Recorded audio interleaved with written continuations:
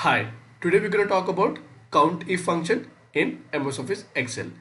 Here in this example, I have 15 students with their respective scores and whether the students have passed or failed the exam. In the earlier video, we have used if function to determine whether the student is pass or fail based on their scores. I have given the if function link in the below description. Please do check that. Moving ahead, COUNTIF function basically, as the name implies, it counts based on the condition.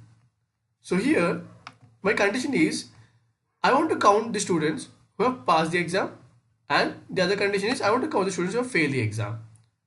Okay, let me just go ahead and put COUNTIF function out here. This is my syntax. My first argument is range. So range is nothing but a group of cells. So I will select these cells C5 to C19. Now my second argument is criteria. So I want to count the students who have passed the exam. So pass is my criteria. So I'm going to select pass and then close the parentheses and then enter. So there are 10 students who have passed the exam. So let me just go ahead and do for the fail COUNTIF. And this is my syntax again. The first is range, the argument. Then I'm going to select the range and then comma. Then my second argument is criteria. Now I want to select students who have failed the exam. So let me just go ahead and select fail and close the parenthesis and then enter. So there are 5 students who have failed the exam. So total are 15.